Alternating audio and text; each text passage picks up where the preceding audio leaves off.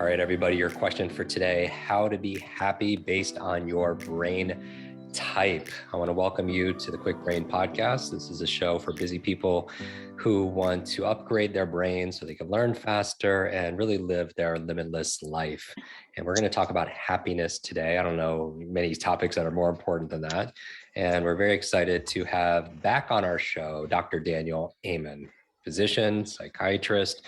He's done over 200,000 brain scans, including my own, my own Kwik Brain, written about a dozen or so New York Times bestselling books, including his latest and greatest, You Happier: 7 Neuroscience Secrets of Feeling Good Based on Your Brain Type.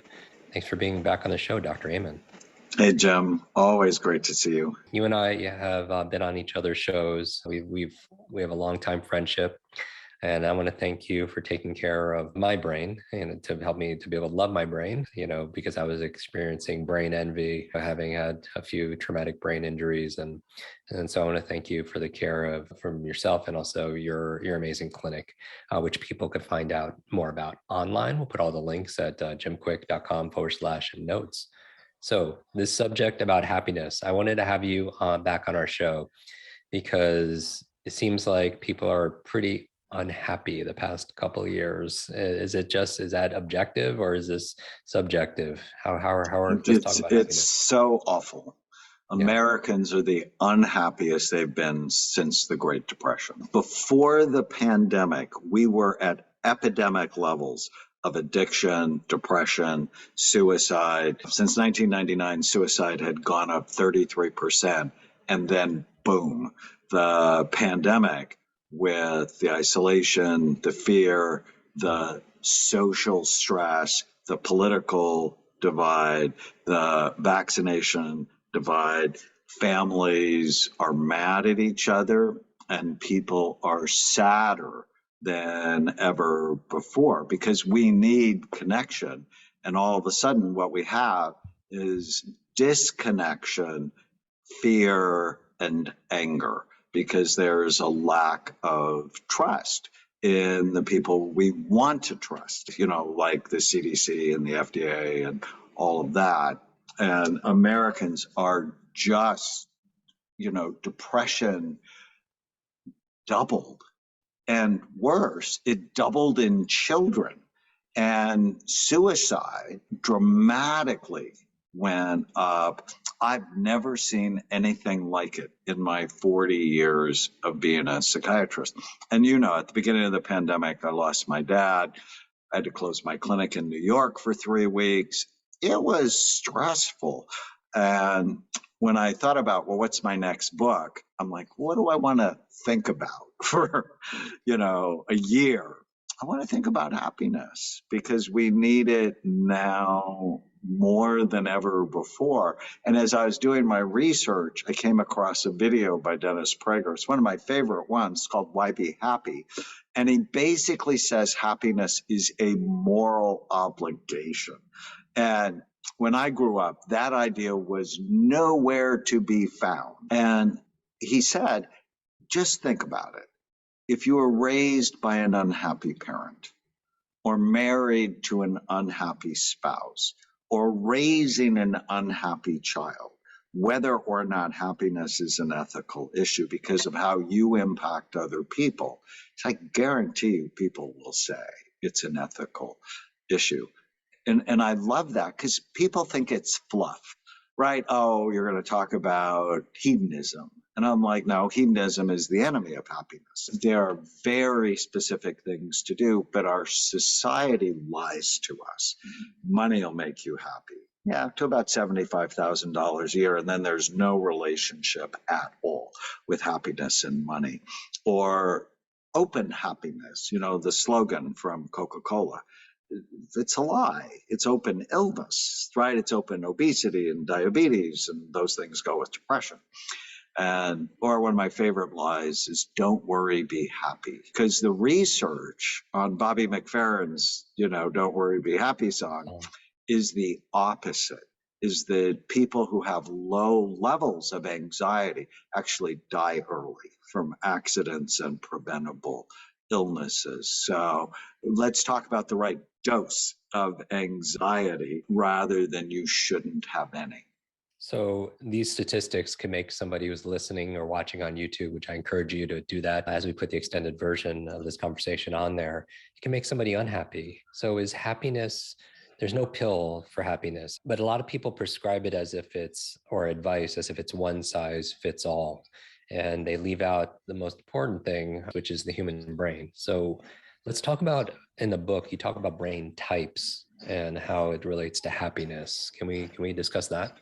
So the book is really centered around these 7, what I call them, neuroscience secrets of happiness. So there's a lot of books on happiness, but most of them actually don't talk about the physical functioning of your brain. And we just recently went over 200,000 scans. And one of the first big lessons we learned is everybody's got a different brain, that there are different types of brain. Some people are balanced, some people are spontaneous. That's sort of our ADD group. They love surprises.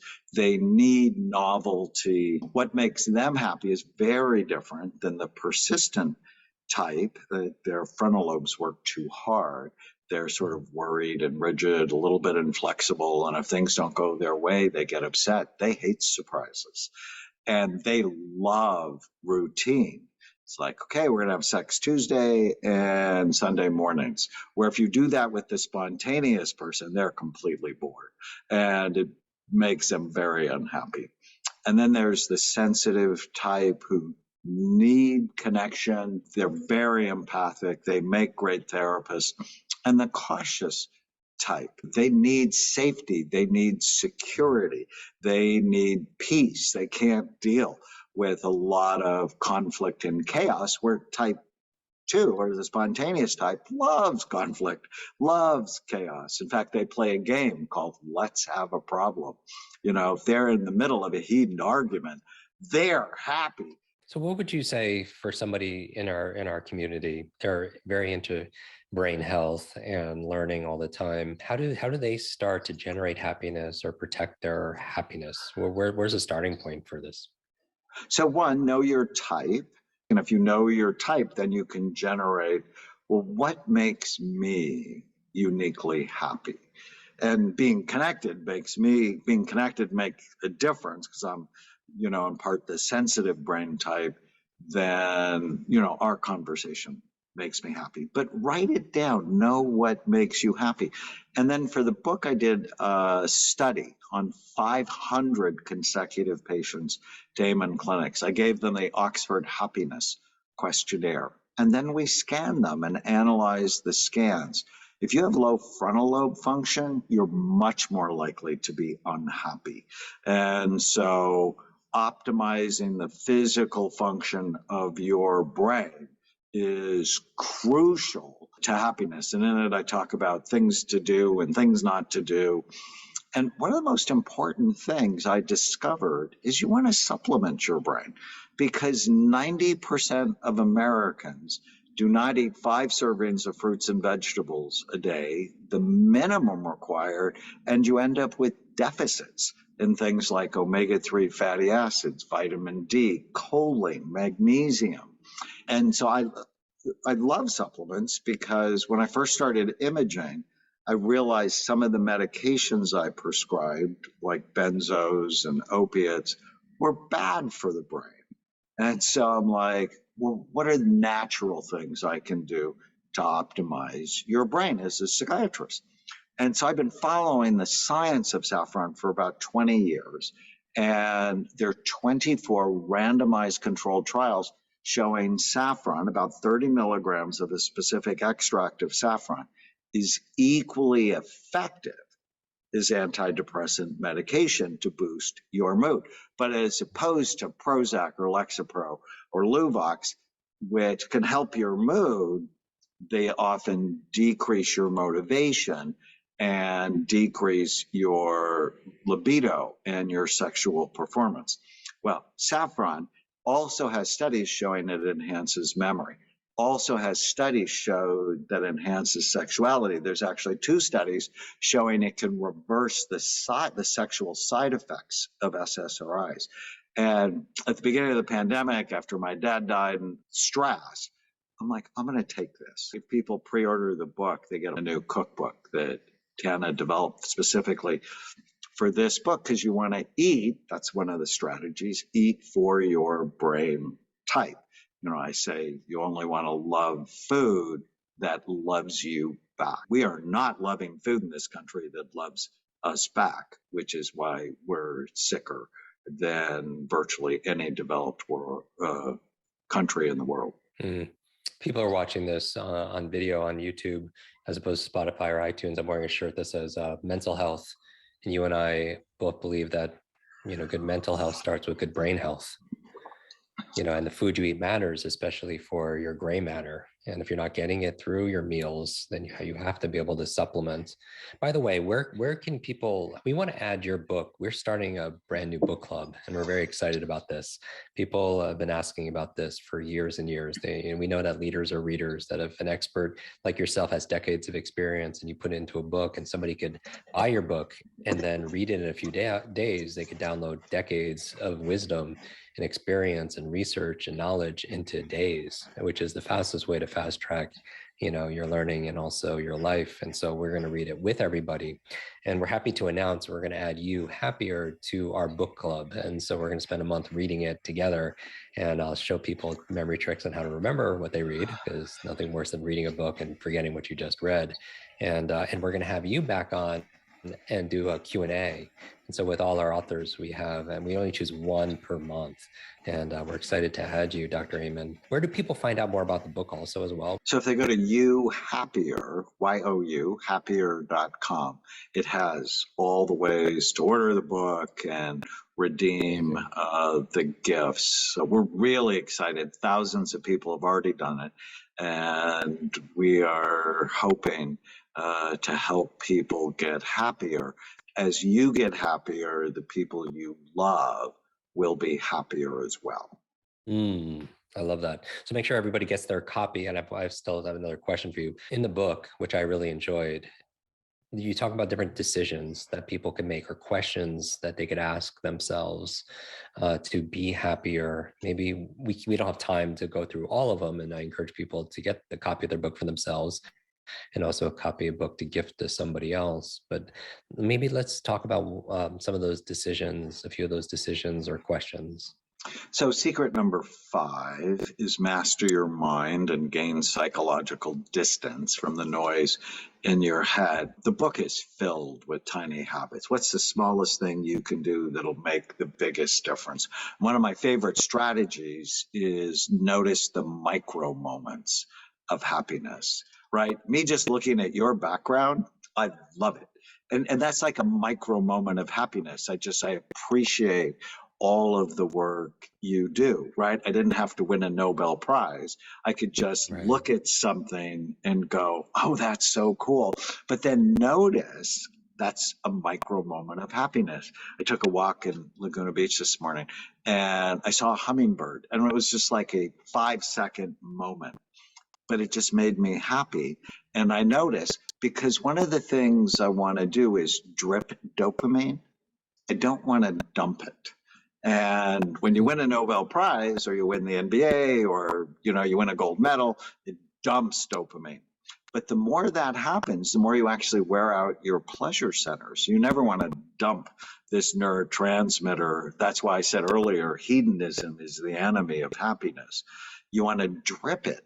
So when I make eye contact with Tana, I'm dripping dopamine. Or I see my granddaughter at the park and we're playing basketball. It's dripping dopamine. And it's beginning to really pay attention to the micro moments of happiness. I mean, write them down so that when you feel down, you can go, oh, this sip, I'd make a brain healthy hot chocolate. This sip of brain healthy hot chocolate every day drips dopamine. I'm like super happy about it. And, I have this list of like 150 things that are just micro moments of happiness. You talk about in your work killing ants, these automatic negative thoughts. And, I would imagine some of those thoughts that people have, especially of recent, is making them more sad and taking away for their happiness. What advice would you give to somebody in our community that's then, maybe struggles with the negative self-talk? So there's two big strategies in the book I talk about. One is give your mind a name so that you can psychologically distance from the noise in your head. I love that. Mm-hmm. And I named my mind after my pet raccoon when I was 16. And then whenever you feel sad or mad or nervous or out of control, write down what you're thinking. I call them ants, automatic negative thoughts, and they infest people's minds. And if you write it down and then take it through a series of questions I talk about in the book, pretty soon your mind is really focused on truth rather than the negative, abusive chatter that's going on in your head. I'm a huge fan. There's a New Testament verse I like, John 8:32. Know the truth, and the truth will set you free. Too often people lie to each other. I am not enough. And they hurt themselves. I don't know if I told you, but I adopted my two nieces. They're now 17 and 12. Their parents couldn't stop the addictive behavior they had. And the older one came to me a couple of weeks ago and she says, I need a Department of Homeland Security in my head. Like thoughts just get in that don't belong there. And so I'm going to hire Denzel Washington from The Equalizer and Rocky Balboa from the Rocky movies. They're going to be my TSA agents. And so I'm not letting things in. I'm not letting people in or bad thoughts in that damage my self-esteem and my sense of self. And I just love that. And she is working on disciplining her mind. You don't have to believe every stupid thing you think. And oh, by the way, thoughts, they come from all sorts of places, including thoughts that are written in your genetic code. If your parents go through trauma, well, they wrote that in their genetic code that they then gave to you. It's this fascinating area of science called epigenetics. And so it's good to discipline our minds, much like you discipline a child, right? Discipline doesn't mean to punish, it means to teach. And you have to teach your mind to help you rather than just let it be the Wild West that hurts you. And you could stand guard to your mind also in terms of what you're letting in. A lot of negative news. You and I have talked about this. If it bleeds, it leads, and it's not necessarily those platforms in the business of news as much as it is to get people paying attention, selling advertisements, and that's an algorithm that the more when your amygdala gets hijacked by things that are threatening and scary, it doesn't leave a lot of bandwidth for possibility and opportunity and what you could be grateful for. So it's putting borders and boundaries around the things that you value, your emotions, your time, your heart also as well. I think I read somewhere in the promise of the book is on average, what is it, like 20% increase in happiness? 30%. It was 30%. We did a happiness challenge with 32,000 people. And at the end of a month, 30% happier. And their energy was better, 30%. And their memory was better. Because, when you're sad, when you're depressed, your memory's not as good. And in the book, I talk about, I've scanned hundreds now of COVID-affected brains. And what COVID does is it crosses the blood-brain barrier and it activates the limbic or the emotional brain. And that's one of the reasons depression has skyrocketed, because COVID negatively impacts the brain, not of everybody, but a lot of people. And doing things to settle your emotional brain down, omega-3 fatty acids and quercetin and zinc and curcumins and an anti-inflammatory diet are so important, because, what we're going to be left with is millions of people with sort of COVID brain fog. Many people in our community are talking about the long-term effects and after effects of that. Let's give everybody the website one more time for the new book. YouHappier.com. YouHappier.com. Make sure you get your copy. It comes with Tana's cookbook and also the saffron, which is very generous also as well. Dr. Amen, thank you so much for the work that you do. Thank you for being so supportive of me and our family and our team also as well, and taking such good care of our community. Well, I adore you, Jim, and I am just so grateful for you and for, all the people you touch. I love to have sort of a partner brain warrior making the world a better place. Change your brain, as you said, change your life. Change your brain, we could change the world. Hi, Kwik Brain, it's your brain coach. I want to thank you so much for watching this video. 3 things to do. Number 1, make sure you share this, because when you teach something, you get to learn it twice. Update your learning so you can update other people's learning as well. Number 2, make sure you subscribe to this channel so you don't miss a thing, because if you miss a video, you miss a lot. And finally, make sure you hit that bell so you're notified and you find out when we put out the latest and the greatest. One extra thing, if you want really close attention, then text me. Here is my phone number, 310-299-9362. Did you remember that number? 310-299-9362. Shoot me a text and we'll stay in touch. Ask me your burning question. And I wish your days be full of lots of life, lots of love, lots of laughter, and always lots of learning. I'll see you in our next video.